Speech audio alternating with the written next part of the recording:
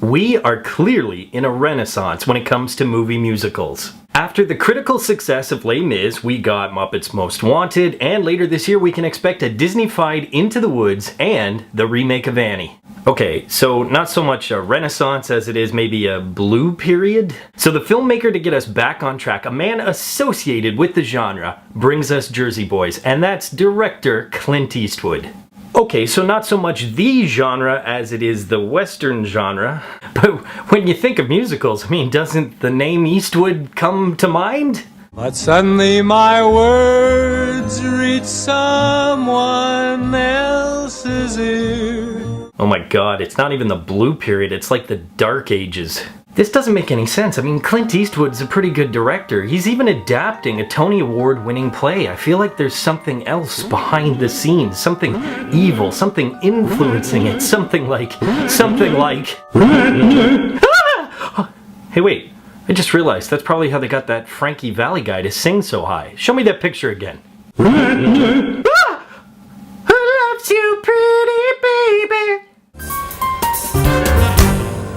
Yes, that's right, Brett Ratner produced this film, but like the Voldemort of movies that he is, from now on, he shall not be named. I know what you're thinking though, this doesn't explain what Eastwood's involvement in this film is. I mean, sure, he's sung before, but he's really not known for musicals. Bet you didn't know that in his younger years, Eastwood was extremely musical. In fact, in college, he was in a barbershop quartet with Bob Dylan, Tom Waits, and a chunky Leonard Cohen. Take a listen. In the evening, as I sit alone, dreaming. I think he was the baritone? While his musical fortitude may still be in question, there is no question that Clint Eastwood is a pretty good filmmaker, but his last movie, J. Edgar, was not the strongest biopic or film overall. So the question is, what direction would this director take the film? Would it be a pure musical just like The Stage Show? Could it be a Frankie Valli biopic much like J. Edgar was? The answer is neither. Eastwood and screenwriters Marshall Brickman and Rick Ellis couldn't seem to pick a direction. It wasn't really a biopic and it wasn't really a musical. Perhaps this came from the writers. Maybe there was more of the story that they wanted to tell, and so they added to the screenplay, making it more like successful biopics we've seen, like Walk the Line and Ray. The problem with that is that these two are unfamiliar with how to write a screenplay. My biggest issue with Jersey Boys was the pace of the film. It was awful in several different components throughout the movie, but this again goes to the choice of direction. If it's going to be a musical, where's the entertainment value? Where's the flash? Where's the choreography? Where are the musical numbers? Basically, where's the spectacle? Don't get me wrong, you can still do musicals that aren't flashy or over the top and focus on story, but you still have to know that they're supposed to be a musical. Instead, you're left with the biography part, and then all of a sudden the musical numbers become jolting. They're right in the middle of a dramatic scene.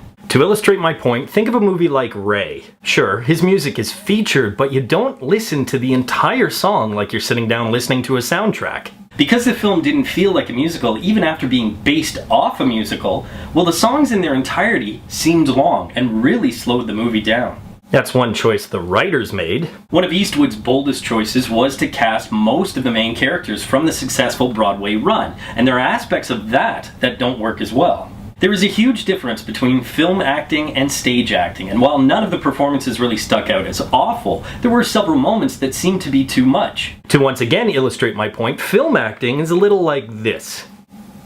Hey. And stage acting is usually like this.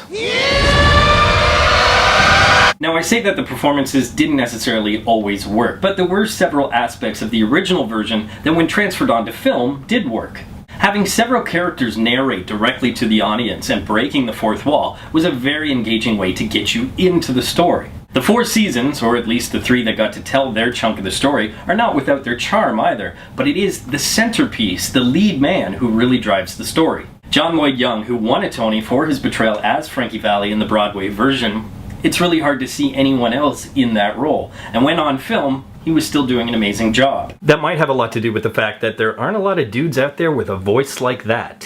Who loves you, pretty baby? More importantly, he gets the role. He gets all the layers of the story and Frankie Valli that this film can tell. And while most of the performances weren't strong, his was very strong. And so he's Jersey Boys for the win.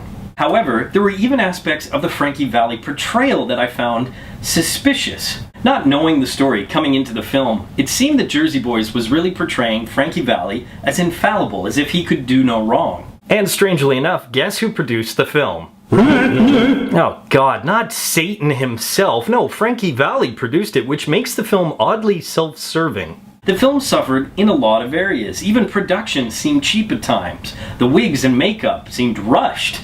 There were huge chunks of the film that needed to be re-edited. Long portions that seemed to go on far too long. Other portions that seemed to jump over crucial information. Hell, they even wasted Christopher Walken, in my opinion. J. Edgar was a film full of weak performances with a strong lead man, and Jersey Boys seems to be the same thing. Much like Clint singing, it's a burn it. Poll question, what is your favorite biopic? Or who would you like to see a biopic movie about? As always, leave your answers in the comments section below. But until next time, school's out.